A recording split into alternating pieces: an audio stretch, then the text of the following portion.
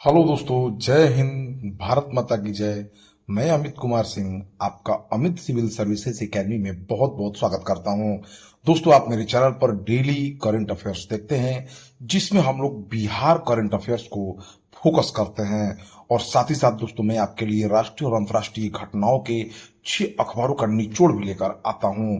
तो दोस्तों, ये बहुत ही इंपॉर्टेंट वीडियो सेशन हो जाता है आपके लिए।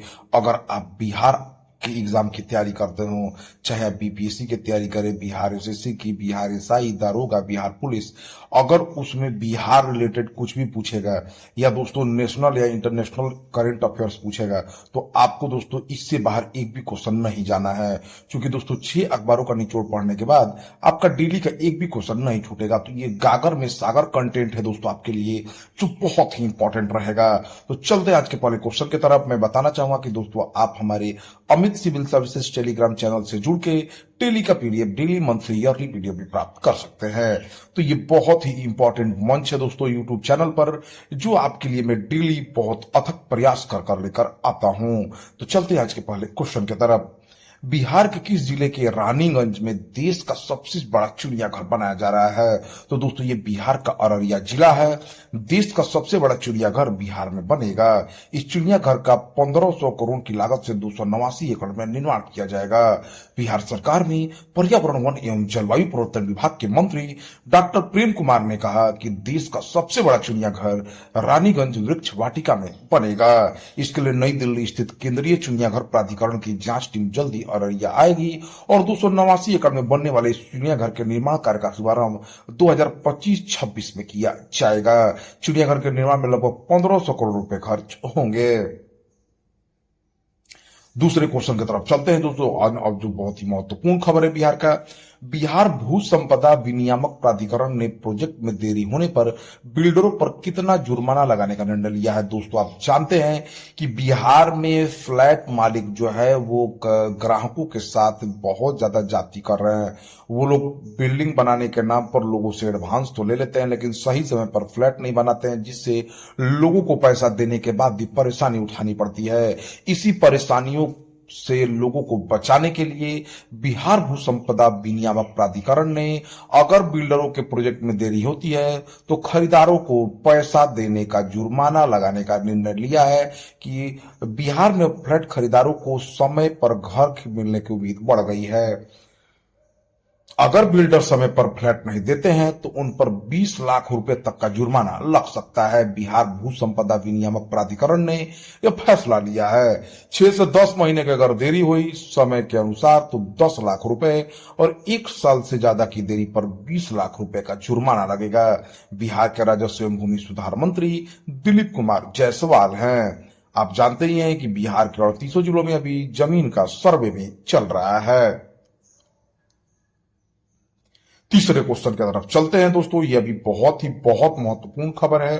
बिहार राज्य के कितने शिक्षकों को इनोवेशन चैंपियन अवार्ड से सम्मानित किया जाएगा? तो 13 शिक्षकों को दोस्तों, राज्य के 13 शिक्षकों को IRISE रिकॉग्निशन अवार्ड ईरा कार्यक्रम के तहत इनोवेशन चैंपियन से सम्मानित किया जाएगा।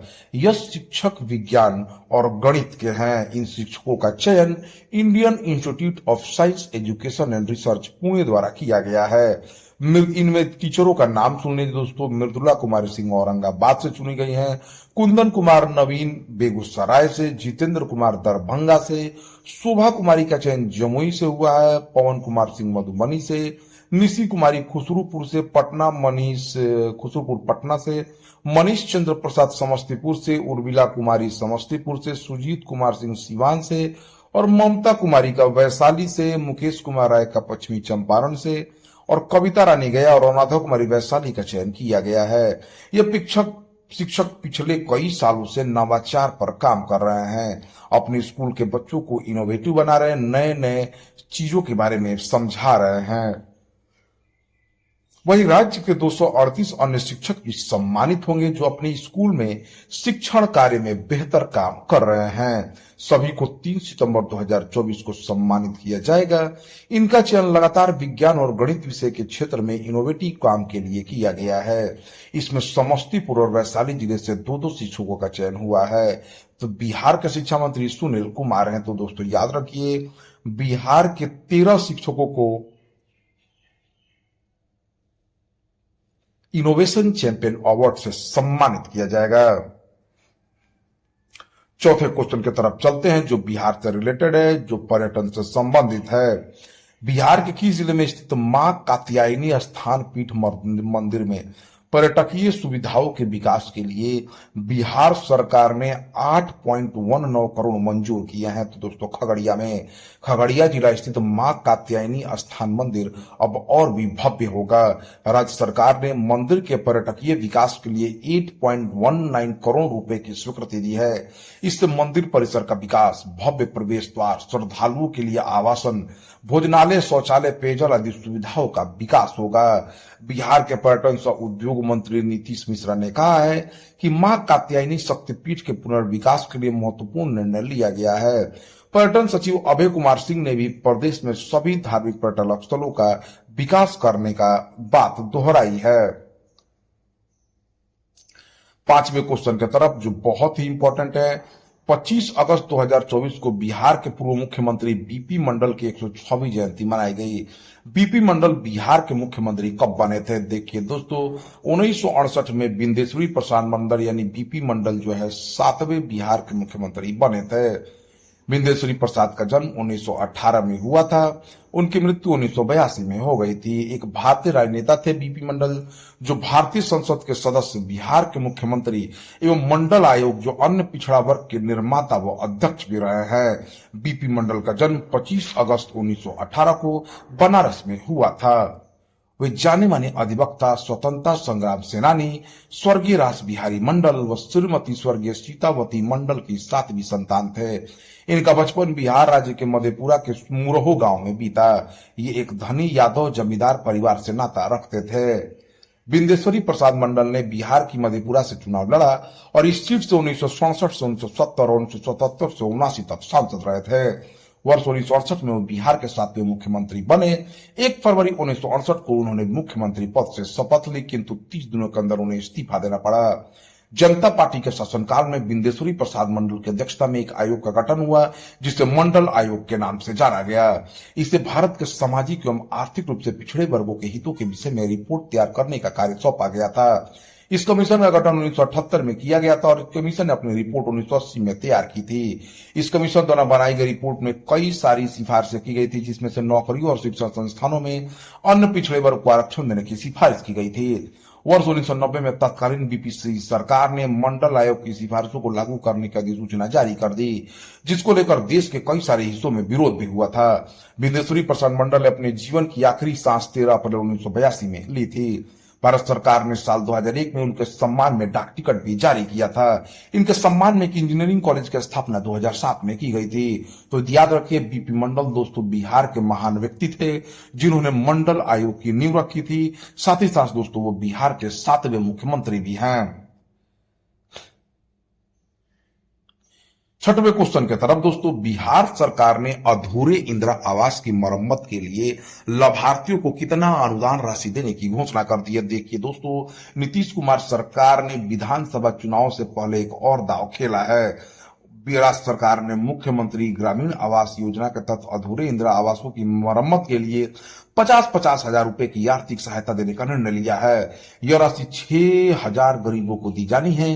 2 किस्तों में राशि का भुगतान किया जाएगा। पहली किस्त 40,000 रुपए और दूसरी किस्त 10,000 रुपए की होगी। ग्रामीण विकास विभाग ने इसके लिए 30 करोड़ रुपए का प्रबंध किया है। इसके लिए SC, ST व अत्यंत पिछड़ा वर्ग के लाभार्थियों को चिन्हित किया गया है। इस राशि से टूटे फूटे पुराने इंदिरा आवासों की मरम्मत का कार्य होगा। ग्रामीण विकास मंत्री श्रवण कुमार का कहना है कि राज्य में ग्रामीण क्षेत्र का कोई गरीब पात्र परिवार गृह विहीन नहीं होगा। सरकार उन्हें आवास सहायता प्रदान कर पक्के छतदार मकान उपलब्ध कराएगी। इंदिरा आवास योजना 1985 में भारत के प्रधानमंत्री राजीव गांधी द्वारा ग्रामीण विकास के प्रमुख कार्यक्रमों में से एक शुरू की गई थी, जिसका उद्देश्य गांवों में गरीबी रेखा से नीचे की आबादी के लिए घर बनाना था। 26 अगस्त 2024 को वसंत चौहान का लंबी बीमारी के कारण निधन हो गया। वो पेशे से क्या थे? तो नेता थे दोस्तों। 26 अगस्त 2024 को कांग्रेस के वरिष्ठ नेता और सांसद वसंत चौहान का लंबी बीमारी के कारण निधन हो गया। 70 वर्षीय वसंत महाराष्ट्र के नांदेड़ लोकसभा सीट से सांसद थे। लोकसभा चुनाव 2024 में चार ने बीजेपी के प्रताप राव पाटिल चिखिलकर को 5,28,894 वोटों से हराया था। महाराष्ट्र के मुख्यमंत्री एकनाथ शिंदे हैं। महाराष्ट्र के राज्यपाल सीपी राधाकृष्णन हैं। किस राज्य के रहने वाले 5 वर्षीय तेगबीर सिंह ने माउंट किलिमंजारो पर चढ़ने का सबसे कम उम्र का नया रिकॉर्ड बनाया? तो पंजाब के दोस्तों, पंजाब के रोपड़ के 5 वर्षीय तेगबीर सिंह ने माउंट किलिमंजारो पर चढ़ने का नया रिकॉर्ड बनाया है। पंजाब के director general of police Gaurav Yadav ने 26 अगस्त को सोशल मीडिया पर इसकी जानकारी दी है। तेगबीर सिंह माउंट किलिमंजारो पर चढ़ने वाले एशिया के सबसे कम उम्र के व्यक्ति बन गए हैं। माउंट किलिमंजारो अफ्रीकी महाद्वीप की सबसे ऊंची चोटी है। यह तंजानिया में 19,340 फीट से ज्यादा की ऊंचाई पर स्थित है। तेगबीर ने 18 अगस्त 2024 को माउंट किलिमंजारो की यात्रा शुरू की थी। इसके बाद 23 अगस्त को पर्वत की सबसे ऊंची चोटी उहुरु तक पैदल चले थे। तेगबीर ने 6 अगस्त 2023 को सर्बिया के ओकेनकेजन जीवोक्विच के रिकॉर्ड की बराबरी कर ली। ओकेंजन ने 5 साल की उम्र में माउंट किलिमंजारो पर चढ़ने का वर्ल्ड रिकॉर्ड बनाया था। 26 अगस्त 2024 को केंद्रीय गृह मंत्री अमित शाह ने केंद्र शासित प्रदेश लद्दाख में कितने नए जिले बनाने की घोषणा कर दी है? तो दोस्तों 5 नए जिले बनाए जाएंगे। 26 अगस्त 2024 को केंद्रीय गृह मंत्री अमित शाह ने केंद्र शासित प्रदेश लद्दाख में 5 नए जिले बनाने की घोषणा की। नए जिलों का नाम जास्कर, द्रास, साम, नुब्रा और चांगथांग होगा। इससे पहले लेह और कारगिल लद्दाख के 2 जिले थे। अब कुल जिलों की संख्या 7 हो जाएगी। 5 अगस्त 2019 को जम्मू और कश्मीर के तत्कालीन राज्य को 2 केंद्र शासित प्रदेशों में बांट दिया गया था। आर्टिकल 370 निरस्त कर दिया गया था, जिसके बाद लद्दाख केंद्र शासित प्रदेश बन गया था। पीएम मोदी ने कहा कि जास्कर, द्रास, साम, नुब्रा और चांगथांग पर अब ज्यादा ध्यान दिया जाएगा। इन जिलों के बनने के बाद अब केंद्र सरकार और लद्दाख प्रशासन लोगों तक आसानी से पहुंच सकेगा। क्षेत्र के जरिए से लद्दाख एक बहुत बड़ा केंद्र शासित प्रदेश है। ये भारत के सबसे कम आबादी वाले क्षेत्रों में से भी एक है। लद्दाख के उपराज्यपाल बीडी मिश्रा हैं। श्री कृष्ण गमन पथ बनाने के लिए किन 2 राज्यों के बीच समझौता हुआ है? तो राजस्थान और मध्य प्रदेश के बीच। दोस्तों 26 अगस्त 2024 को राजस्थान के मुख्यमंत्री भजन लाल शर्मा ने श्री कृष्ण गमन पथ बनाने की घोषणा की है। भगवान कृष्ण की जन्मस्थली से लेकर उनके शिक्षा ग्रहण करने के स्थान को एक धार्मिक सर्किट के जरिए जोड़ा जाएगा। यह काम राजस्थान और मध्य प्रदेश सरकार मिलकर करेगी। भगवान कृष्ण के गमन पथ को जल्दी ही तीर्थ स्थलों के रूप में विकसित किया जाएगा। मध्य प्रदेश के उज्जैन के सांदीपनी में भगवान कृष्ण ने शिक्षा हासिल की है।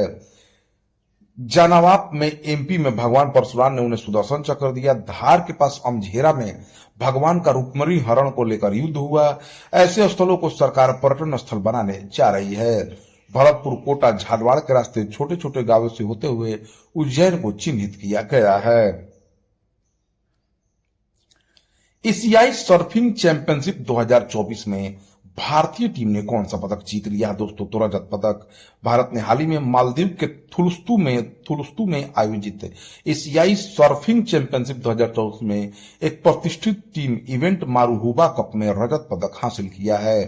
कमली पी, अजीज अली, श्रीकांत डी और संजय सेल्वामणि की भारतीय टीम ने पूरी प्रतियोगिता में प्रभावशाली प्रदर्शन किया है। हालांकि फाइनल में जापान ने 58.4 यूरो के प्रमुख स्कोर के साथ स्वर्ण पदक जीता है। भारत के खेल मंत्री मनसुख मंडाविया हैं। हाल ही में बांग्लादेश क्रिकेट बोर्ड का नया अध्यक्ष किसे चुना गया? तो फारूक अहमद को। पूर्व क्रिकेटर और मुख्य चयनकर्ता फारूक अहमद ने बांग्लादेश क्रिकेट बोर्ड के नए अध्यक्ष के रूप में नजमुल हसन पापून की जगह ली है। देश में राजनीतिक अशांति के मद्देनजर वर्तमान अध्यक्ष ने इस्तीफा दे दिया था। बीसीबी ने एक आपातकालीन बैठक की, जिसके दौरान 58 वर्षीय अहमद को चुना गया। बांग्लादेश के कार्यवाहक प्रधानमंत्री अभी शेख हसीना है। नहीं दोस्तों, गलत है, मोहम्मद यूनिस है। बांग्लादेश के कार्यवाहक प्रधानमंत्री कौन है दोस्तों? शेख हसीना के इस्तीफा देने के बाद मोहम्मद यूनिस बनाए गए हैं। चीन को पीछे छोड़कर रूसी तेल का सबसे बड़ा खरीदार कौन सा देश बन गया दोस्तों? तो भारत बना है।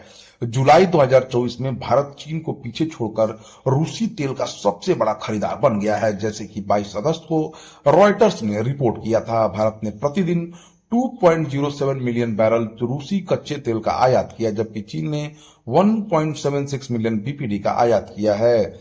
जुलाई में रूसी कच्चे तेल ने भारत के कुल तेल आयात का रिकॉर्ड 44% हिस्सा लिया है। किस फिल्म अभिनेता को 15वें भारतीय फिल्म महोत्सव 2024 में भारतीय कला और संस्कृति के राजदूत के रूप में सम्मानित किया गया? तो रामचरण को। दोस्तों, तेलुगु सिनेमा के एक प्रमुख अभिनेता रामचरण तेजा को मेलबर्न के 15वें भारतीय फिल्म महोत्सव में भारतीय कला और संस्कृति के राजदूत की उपाधि से सम्मानित किया गया है।